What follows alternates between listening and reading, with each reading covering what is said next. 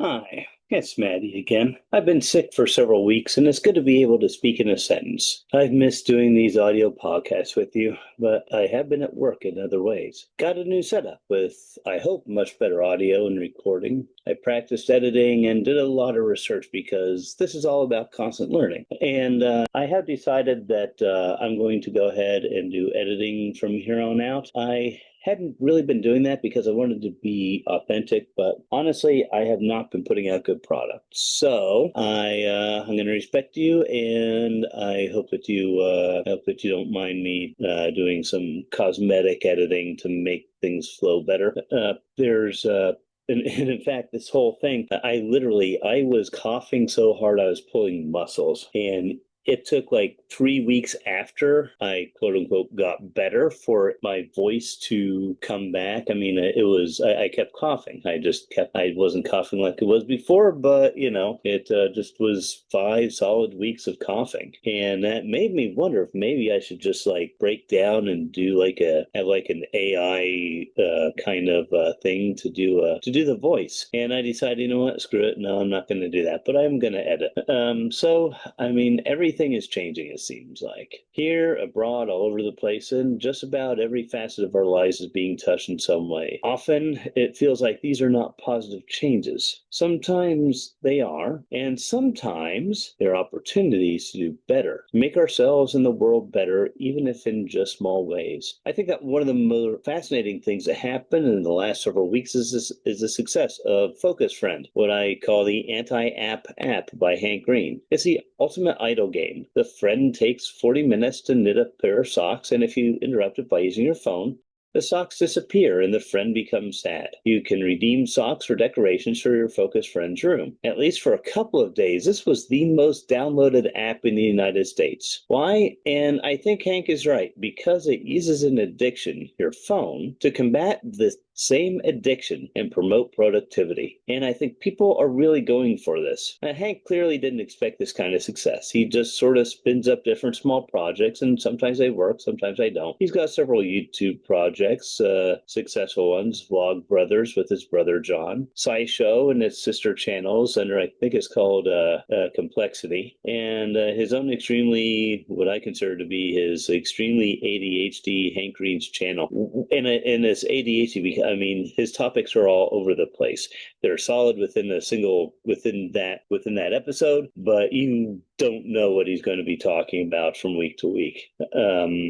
He does things like he interviewed himself about success and said something that really made me pause. He said that he would never advise someone to follow their dreams because what you dream about at age 20 is generally very different than age 40. And if you start going down a path that leads towards your dream from age 20 and you're constantly following that, it's not going to be what brings you joy later on in life. Instead, he says, follow your tools. What are you capable of doing now? What problem do you see? And what can you do to fix it? It doesn't have to be anything big, but follow your values. Apply your values as you use your tools. Now, in my experience, for the most part, the world hates values. People love values, but the world hates them. I've been around a lot of organizations, and most of them have these wonderful written statements and then execute them. I mean, like, take those statements behind the barn and execute them Old Yeller style, because really the only thing that matters tends to be compliance. And it doesn't matter how horrible the outcome is for the company, for your customers, for anyone, as long as you are compliant with requirements, with policy, with procedure and metrics and KPIs, which is why I'm doing what I'm doing right here. Because in my view, the world is full of souls working in soulless systems designed to extract individuality and reward playing it safe. And let me pause there, because when I say world is full of souls working in soulless systems, it kind of makes me feel like I'm going all religious here. And that is not the point. The point is that we're human. I'm human. You're human. And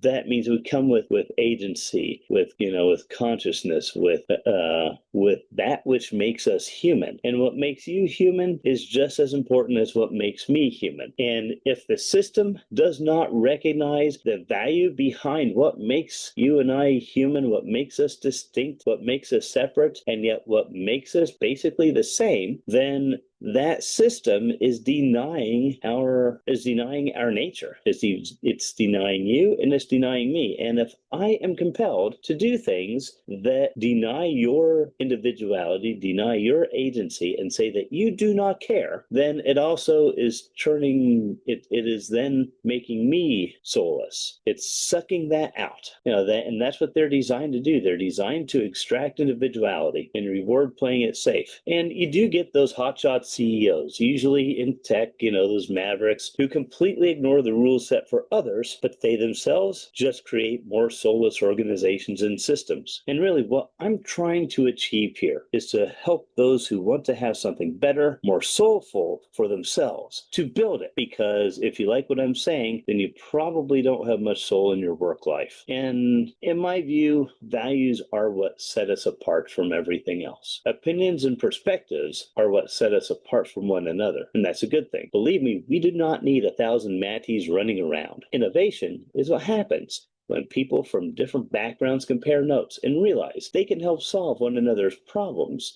when they couldn't really solve their own. And that is the root of authenticity. I know that we're used to hearing values in terms of, traditional family values or some other highly partisan code, and that's not what I'm talking about here. I'm talking about values that push you to do better, even if you screw up from time to time, even if you screw up in big ways. I screwed up. I've let people down. I just decided afterwards to not let it stop me from trying to be better, because I can help people and someone needs that help. And that's kind of, again, what I'm trying to do here, because, I used to hate those kinds of raw kinds of motivational things. They all seem fake to me. They're always trying to sell something, they're part of, some system that you bought into, and, things like multi-level marketing and stuff. They love that kind of stuff. A lot of businesses, you go into any big sales kind of industry, like insurance, or pretty much, insurance,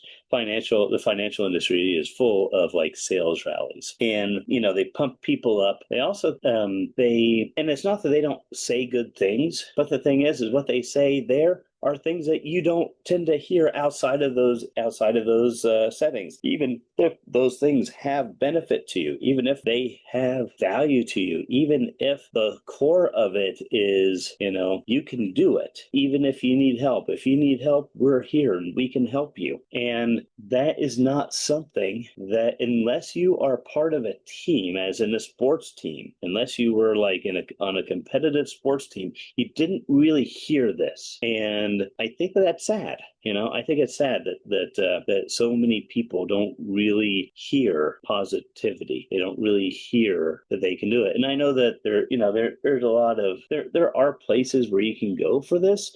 I mean, there are churches that really preach this stuff, and that is perfectly fine. But I also know that there's a whole lot of people who don't go to church, right? We don't go and hear this kind of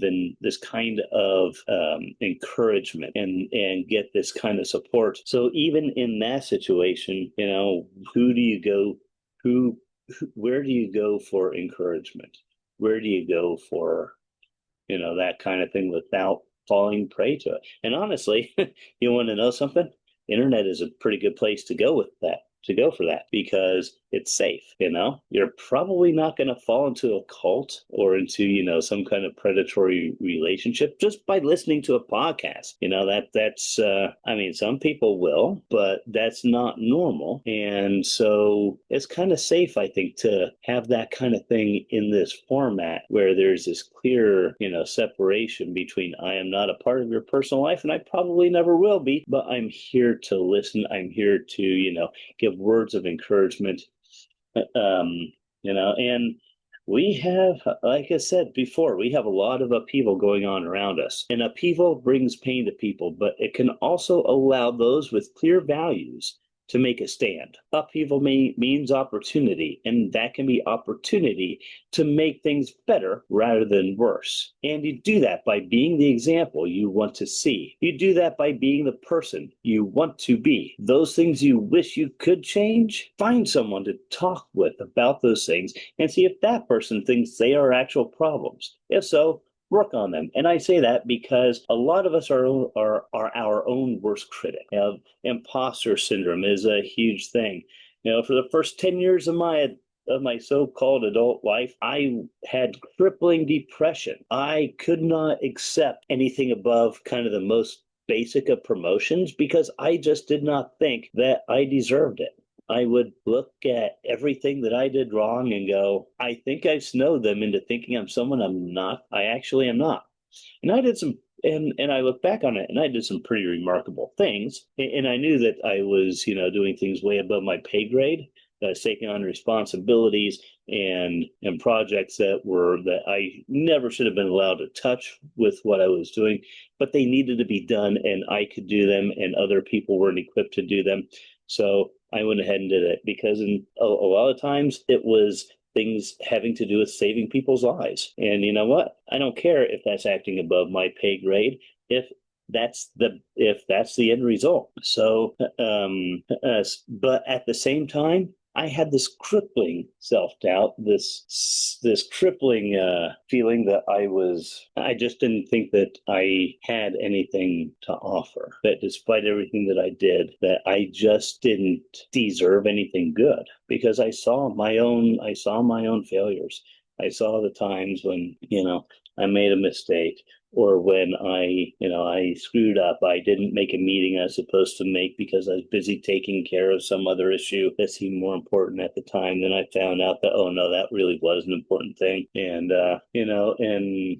sometimes just because it was in an earlier time when we didn't have all the communication tools that we have today. But those failures were the things that I saw. And something that I learned is that I have to go to somebody outside of myself to actually see what I need to work on. Because otherwise I end up working on things that everybody else looks at and says, no, that's not your issue. Your issue is this other thing over here that's far more easy to address. And, I can't look at myself and see what other people see like that. Instead, I have to see myself through somebody else's eyes. And so that's why I say, if it is validated by somebody else and if they think that what you're seeing are actual problems, then work on them. But if other people are saying, no, that's not a problem, then most likely you're just being your own worst critic and being too hard on yourself. And so, you want to use your tools. Right? You want to use your tools and you want to improve yourself. And in fact, you want to pick up more tools. But I mean, how do you know what your tools are? And that's something that I've helped people with before. And I've always done it in like an interview kind of situation where my academic background was in applied anthropology. So, I sit down and I talk with people and I have a good conversation with them and I go over their life history, their different stages of life, and what they did at different times and places. And I put together their accomplishments and the things that they had to use to get those accomplishments and what maybe can be applied overall and what might be stale. Maybe you need to refresh it, but then because you already have all these understandings, it's easier. And, that's the kind of thing that I've done before to help people. Not a lot of people, but, just every now and then somebody will be like, I don't know what to do. And then I'll sit down and I'll have a conversation with them. But what I did was I put together a free worksheet that is basically all those things that I go over that you just put down answers. And it's absolutely free. It's on my Patreon because YouTube doesn't have like actual file storage for things like that. And what I'm also saying, and you can get that for free and you can fill it out yourself. But also, and this is just for limited time, anyone who subscribes monthly on my Patreon can request a one-on-one to go over it on a Zoom or Discord call or something like that. And that's a limited time offer because, well, my time is limited and I don't know, I don't have a large community by any stretch of the imagination, but you can imagine that like if 5,000 people sign up and, it takes like a couple hours to go over it with each person, that could be quite a heck of a backlog just doing that. It's designed to help you catalog your skills and experiences across your entire life. Honestly, it's not an exercise most people do on their own at any time in their life. They could, but they don't think about it, or it's not presented systematically where they can just focus on it and do it. But this is something that you can do to kind of do this for yourself. But for it to work, there's two parts to it, really. The first is the inventory itself, which is what the worksheet is. And the second, which is not on the worksheet, is what to do with what you write down. It's applying your tools. And to apply your tools, you need a problem to apply them to. And that is a different matter right there. I am not you, and I can't crawl behind your eyeballs to see what problems you see. That means I don't necessarily see the opportunities you have available, even if I see a set of tools. I see the tools, I see the problems that I see, things like affordable housing. That's a big thing that's a big issue that I see right now. But also helping people do better for themselves. That's another thing, because I talk with people all the time who want something more, who want something better. And talking with people about financial things and business things is my job. That is my day job. That's why you don't see my face on this. That's why it has to be entirely faceless. So I put just like a static picture up because that way my employer isn't connected with me, and that kind of insulates them from anything I might say that in 5 years might be completely wrong, but even though it's correct today. So this is kind of something that I kind of do during my day job, kind of sort of, but not in this way. This is done completely differently, because here I'm free to make my own rules and to do it in the way that I would want to do it, the way that I think is, at least for me, when I'm working with someone, something that's more beneficial. Everybody is different, right? And everybody works differently. And that's one of the things that I like to uncover with people is, how do you work? Your skills and your experiences, they tell me a lot about how you work. And that tells me a lot about, what kind of systems might help you do what you want to do, what kind of problems you might find addressable if we can figure out what problems you can see. And because really that is where success happens. It's not in just starting a project, right? It's in starting a project that helps other people, that benefits other people, that benefits you because you're benefiting other people. That is where success really is. And if you can do that, then you're heads and shoulders above 80% of the people out there, roughly 80%. But anyway, that's all I have for you right now. And like I said, I know it's been a while since we've been able to talk, and I have missed you. But I hope that this is something I hope that this is a better product for you. Kind of, sort of, because this is a product, right? My voice, my presentation is a product that I am giving to you for free. This is something that is going out as a podcast, as part of my Matty Does Life podcast, and we do have a Patreon. And just so you know, all of the money that goes through that Patreon, all that money that goes through the Patreon and goes through YouTube for this channel goes to our project to provide affordable housing. And I want to quantify what I mean by affordable housing, because that's a question that I've had. And basically what I do is I say, okay, minimum wage in this state, which is Missouri, is currently $12.50. And we say that a quarter of your gross income, generally speaking, is what you should be paying in rent. And I know that number has been increasing, that percentage has been increasing. I do not think that is a good thing that it's been increasing. I want to hold the line at 25%. So that's $500 a month, give or take. So how do you provide housing for $500 a month in rent? And the answer is you don't. $500 a month if it's a rental. Say it's a rental house, that's $150,000 between property taxes and insurance. That could be $450, $500 right there for a house that's not all that expensive. And that's one of the reasons why rent is so high, because insurance just keeps going up and up and up. And there's very good reasons for that, but those reasons really don't matter when a single parent can't afford a stable place for a stable environment for her family. And that bugs me a lot. So what I am doing is, first of all, we're going to buy a house flat out, and then we're going to rent that house for $500 a month. But hey, that means that you can't pay upkeep, maintenance, any of that stuff, right? You're just paying literally for the property taxes and insurance. That's why we're not going to. That's why before we buy that house, we're going to have $200,000 sitting in an investment account, and investment account is going to be, the income from that is going to pay for the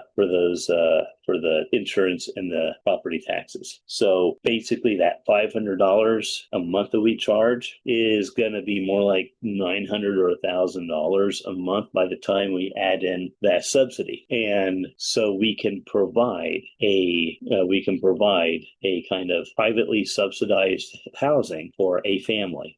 And right now we're just working on one, right? We're working on helping one family in this way. And so you can see how I identified that problem and how I decided that I would use my tools. I sit behind a desk all day and I see people who need more help than I can possibly give them in my professional capacity, right? And I know I can't help anyone. But if I could help just, one family with the kind of stability that I had growing up that they otherwise wouldn't have, because I know how big of an advantage that gave me in life to have that. And I mean, it allowed me to screw up for 10 solid years and still be able to do something professional because I was able to grab a hold of what I had from that time before my depression hit that I could use to kind of guide me. And again, that's not something that a lot of people have. What constitutes middle class these days is not what passed for middle class when I was growing up. The stability isn't there. The resiliency isn't there. And resiliency is another reason why I'm doing what I'm doing, because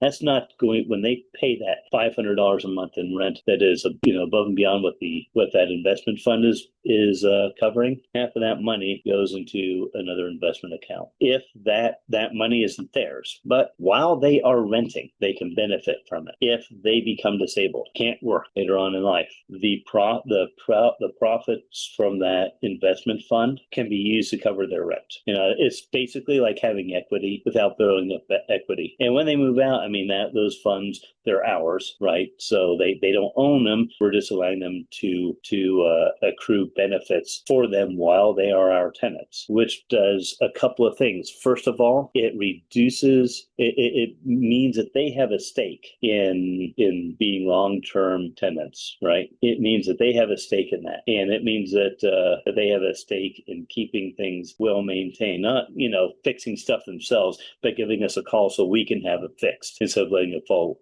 apart, and it gives them the knowledge that there is a part of the system that works for them. And if you go back to my first episode, I talk about the importance of having people in the system remain in the system, benefit from the system, and that the biggest threat to the system, to the stability that society, the stability as people experience it today, that level of stability relies on as many people as possible being a part of the system, and you want to give people some skin in the game. You want to, but then, after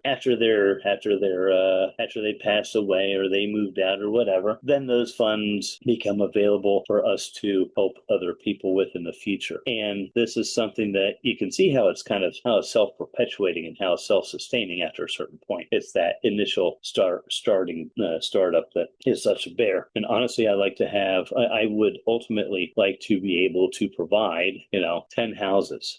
But that means, at those rates, $2 million in investment fund, in addition to the 10 properties that are bought outright. Because we're not going to do debt over this. The finances don't work with that. And honestly, I don't think that's not a direction I want to take this. That's a huge, that's a huge order, right? That's like, I'm talking probably $3.5 million total for those 10 properties. For some people, that's like, here's interest on my investments for a week. For most of us, that's a huge order, but I've seen people come together and do fantastic things. And maybe my hope is that I'll be able to reach at least some people willing to kind of help pioneer this thing. And but in the meantime, I have free stuff on my Patreon that I throw up. If you are a Patreon member, even at $3 a month, we have benefits.